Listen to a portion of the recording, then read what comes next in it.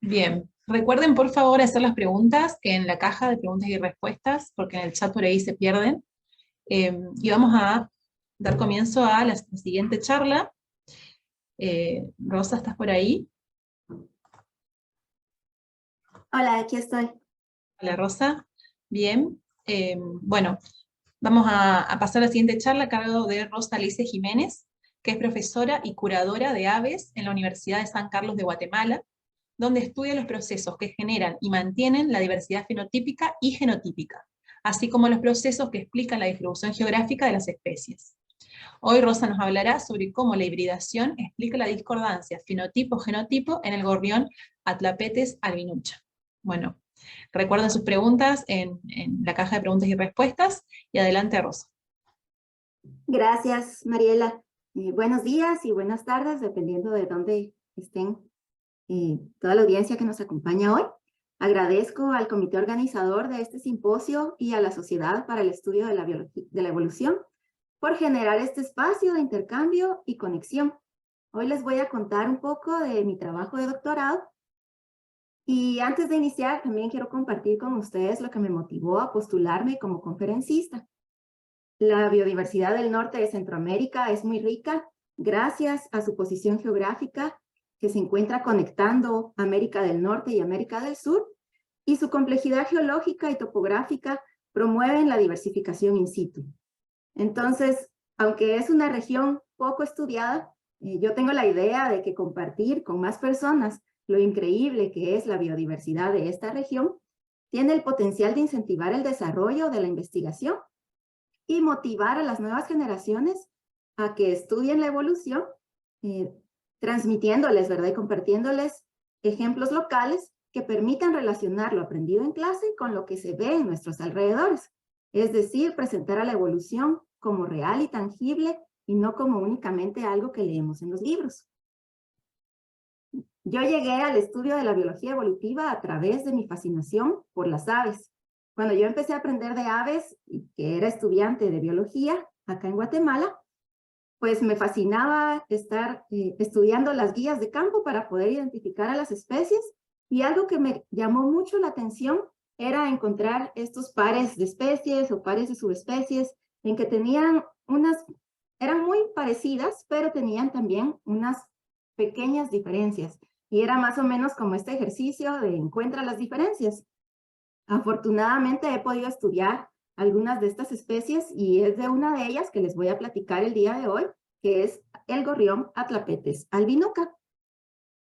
Para estudiar estos procesos, yo considero distintos factores.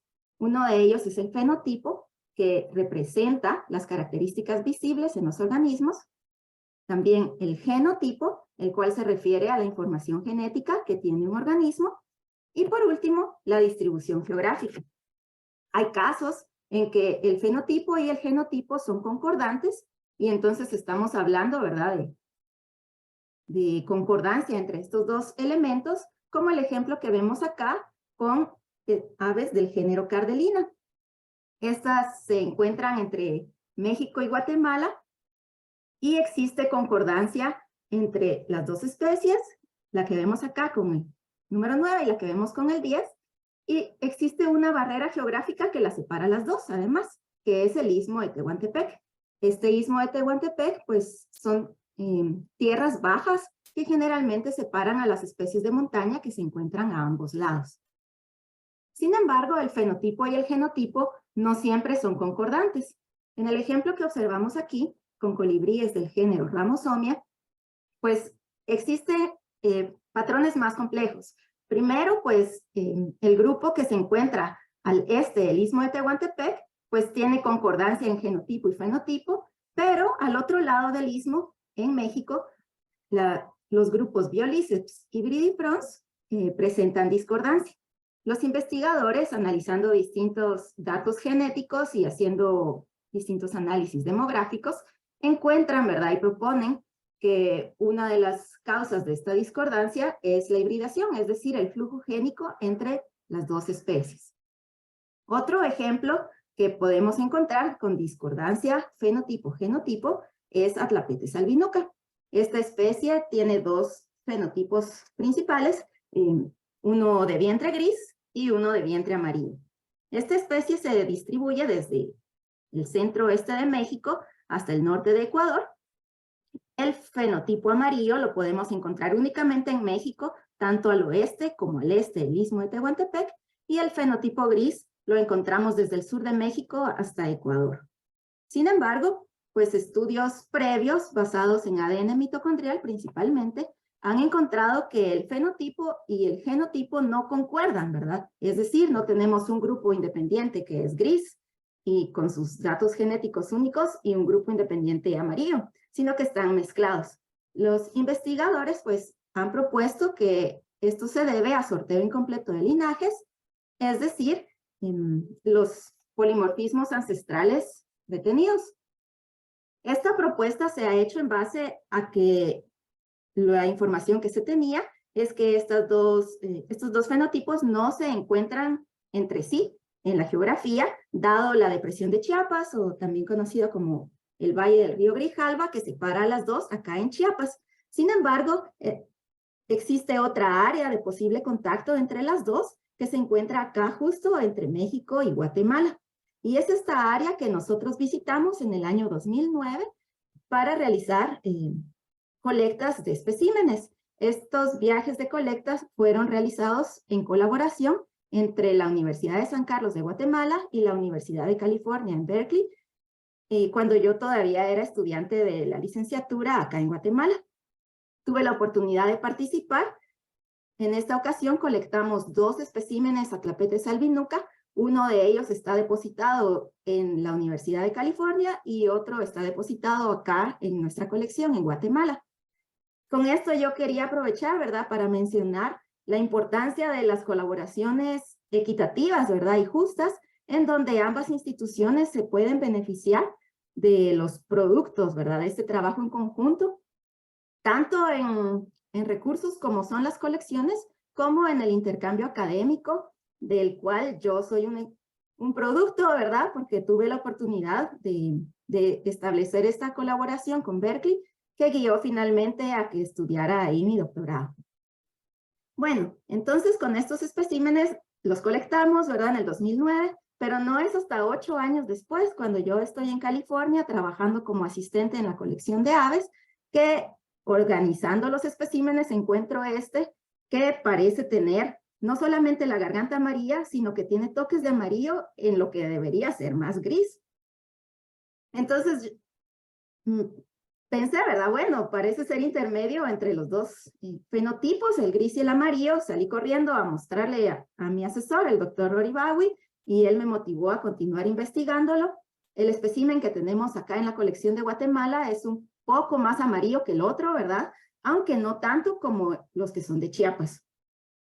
Entonces, tomando en cuenta esta evidencia de posibles híbridos, ¿verdad?, nosotros nos preguntamos si la hibridación explica la discordancia entre el fenotipo y el genotipo. Para responder esta pregunta, estudiamos la filogeografía de Atlapetes albinuca para revelar la estructura genética y las barreras asociadas, confirmar genéticamente también los posibles híbridos, exploramos la base genética del color de los dos fenotipos y analizamos la geografía y ecología de la hibridación en esta especie. Para el estudio de la filogeografía, pues recabamos distintas muestras, tanto las que nosotros habíamos colectado entre México y Guatemala, y también las otras muestras que otros museos nos prestaron, ¿verdad? Y nos aportaron grandemente al estudio. Logramos recabar 73 muestras, tomando en cuenta toda la distribución geográfica y los dos fenotipos. Luego de estos individuos secuenciamos ADN mitocondrial, en este caso, ¿verdad?, la región ND2, que cuenta con 1041 pares de bases, y encontramos que los haplotipos están asociados con la geografía, es decir, tenemos un grupo de haplotipos que corresponden al oeste del Istmo de Tehuantepec, otro grupo corresponde al norte de Centroamérica, otro grupo a Costa Rica y Panamá, y otro a Colombia. Sin embargo, estos haplotipos no están asociados con el fenotipo y esto pues concuerda con lo que se había encontrado previamente con la mitocondria.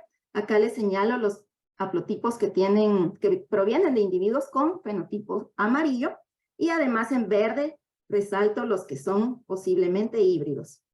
Estos resultados, además, concuerdan con lo que encontramos a nivel nuclear, ¿verdad? En este caso, utilizando la técnica de DIRAD y pues analizando una cantidad mucho más grande de sitios variables, encontramos que los grupos genéticos, los filogenéticos, pues corresponden con la geografía, existiendo una primera divergencia a través del Istmo de Tehuantepec y una segunda a través del Valle del Motagua en Guatemala.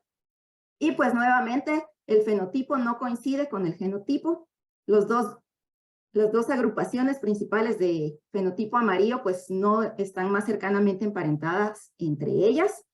Tenemos acá también los que tienen el fenotipo híbrido, pero es con otros análisis como un análisis de componentes principales y un análisis de asignación bayesiano, en que se evidencian claramente los híbridos como intermedios entre los grupos que están geográficamente adyacentes. Eso lo vemos acá con los que están acá resaltados en verde y también en este otro análisis. Además, en estos análisis volvemos a encontrar la influencia del Valle del Motagua en separar los grupos, acá en el componente principal 1 y en este otro análisis, y el Istmo de Tehuantepec en el componente principal 2. Luego examinamos la base genética del color, ya que habíamos corroborado que estos individuos eran genéticamente híbridos, pues secuenciamos 24 individuos con la técnica de captura de exones. En este caso, pues ya contamos con más de 1,5 millones de sitios variables. Los resultados pues corroboran lo que habíamos encontrado antes. Los híbridos son intermedios entre las dos poblaciones adyacentes. Y luego pues elegimos estas muestras específicamente de las poblaciones adyacentes para contrastarlas y poder encontrar sitios asociados que estén potencialmente asociados a este cambio de color. Y obtuvimos, ¿verdad?, datos de comparaciones de las diferencias con distintas métricas de FSTs. Muy sorprendentemente encontramos un solo SNP que tenía el FST igual a 1, lo que quiere decir que es completamente diferente entre los dos grupos. Y pues cuando examinamos los datos, ¿verdad?, de los nucleótidos en este sitio, encontramos que pues coincide exactamente que los que son amarillos en Chiapas tienen una citosina, los que son grises en Guatemala tienen una timina. Los híbridos, en este caso el híbrido que se observa más amarillo es homocigoto, al igual que los de Chiapas, y el híbrido gris pues es heterocigoto para ambos. Este nucleótido, ¿verdad?, se encuentra dentro de un gen que codifica a la enzima UGT, que es una enzima involucrada en el ciclo de la luteína, siendo la luteína un carotenoide muy importante en dar coloración amarilla en distintas especies, incluidas las aves. Esta enzima está involucrada en la degradación de la luteína. Nos quedan 2 minutos. Gracias. Finalmente estudiamos la geografía y ecología de la hibridación con análisis de clinas. En este caso, podemos ver cómo pues corresponde el dato de los híbridos con este nucleótido, ¿verdad? Este gen que encontramos asociado al color. Y encontramos además con la mitocondria, que es esta línea roja gruesa que vemos acá, que existe mayor flujo de la mitocondria desde las poblaciones grises hacia las poblaciones amarillas. Examinamos también las variables climáticas en esta zona de hibridación y encontramos que la precipitación anual y la elevación son las que están con mayor efecto en esta área de hibridación, en donde la precipitación anual es mayor a las poblaciones parentales, a la geografía, ¿verdad?, las áreas donde se encuentran las poblaciones parentales, y la elevación es menor. Esto pues se ha encontrado también que las zonas de hibridación suelen tener ambientes distintos a las áreas en donde se encuentran las poblaciones parentales. Entonces también pues tomando en cuenta si esta barrera puede ser una barrera para otros taxa, pues lo que encontramos hasta el momento, algunos investigadores han reportado, ¿verdad?, distintas especies de escarabajos en cada una de estas áreas. También algunas especies de vertebrados como ratones y reptiles podrían tener este mismo efecto, y otras especies de aves que nosotros mismos estudiamos. Para finalizar, pues quería tocar esta pregunta de cómo son las zonas de hibridación en las montañas neotropicales, con este tema de la importancia que tienen los ejemplos locales para aprender acerca de la evolución. Cuando yo pienso en zonas de hibridación, lo primero que viene a mi mente es lo que estuve estudiando cuando aprendí este tema, y pues son las zonas de hibridación en las grandes planicies de Norteamérica, unas zonas de hibridación extensas, ¿verdad? Mientras que acá, esta que yo les compartí el día de hoy, lo que abarca este recuadro son 425 kilómetros, ¿verdad? Algo muy diferente a lo que se puede estar observando en otros sitios, y pues me parece importante revisar, ¿verdad? Y que analicemos cómo pueden ser estas zonas de hibridación en las montañas neotropicales. Entonces, ¿será que la hibridación explica la discordancia? Pues sí, ¿verdad? Sugerimos que sí. La divergencia en alopatría está asociada principalmente al istmo de Tehuantepec y al Valle del Motagua. Los dos individuos con fenotipo intermedio son genéticamente híbridos. La enzima UGT es candidata para explicar las diferencias entre fenotipos. Y pues por último, esta zona de hibridación ocurre en una área estrecha, con precipitación más alta y elevación más baja que los ambientes de los grupos parentales. Entonces, pues muchas gracias a ustedes y muchas gracias a mis colaboradores, en especial a mi asesor del doctorado, el doctor Rory Bowie. Muchas gracias, Rosa. Fascinante escucharla. Y vamos a pasar a las preguntas. Aquí hay una de Nancy Saavedra en la caja de preguntas. Te pregunta si en el primer análisis global con NSP separaron neutrales de los outliers, y de tal manera que veamos de manera separada la señal proveniente de la dinámica poblacional de lo proveniente de alguna presión de selección. En el primer análisis, en el que utilizamos los datos de los DD-RADS, analizamos todos los SNPs, no los separamos. Ok. Gracias. Y había una mano levantada, no sé si, creo que la bajaron, la mano, o... Bueno, voy a pasar a la otra pregunta en el chat, que dice de Luis Rodrigo Arce Valdés. Te felicita por la charla y te pregunta si para la búsqueda de las bases genéticas del color tienes tu artículo ya publicado, o si pueden tener acceso de alguna forma a la tesis. Lo pregunta porque estamos en su laboratorio interesados en hacer algo similar. Así que bueno, no sé si podrás compartir en el chat. Gracias, Luis. Estamos por enviarlo, ¿verdad?, a alguna revista, pero si me escribes, con mucho gusto te puedo compartir mi tesis.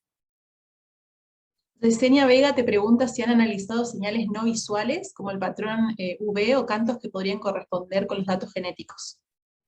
El canto ha sido analizado previamente y no se han encontrado diferencias entre los dos fenotipos. Ahora lo del patrón V todavía no.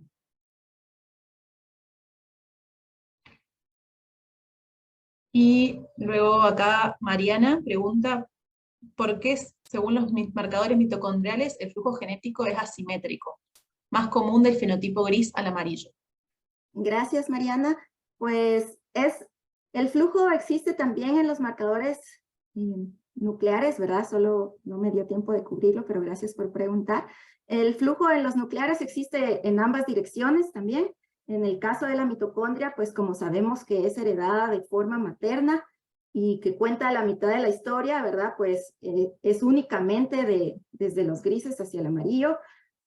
Podría ser, ¿verdad? Pero esto es nada más una idea. Podría ser que es esto que está relacionado con el ambiente, ¿verdad? Y cómo los que son de fenotipo gris habitan en ambientes ecológicos, ¿verdad?, mucho más amplios que los que son de fenotipo amarillo. Entonces, esto podría tener relación con esa dirección del flujo, pero todavía nos falta explorarlo más. Gracias. Bueno, no tenemos preguntas por ahora. Muchas gracias, Rosa, nuevamente. Igual cualquier Gracias cosa, a ti y a todos. preguntas, puedes contestarlas en la cajita. Vamos a tener una pausa de 5 minutos y volvemos en breve para continuar con las charlas. Muchas gracias a todos.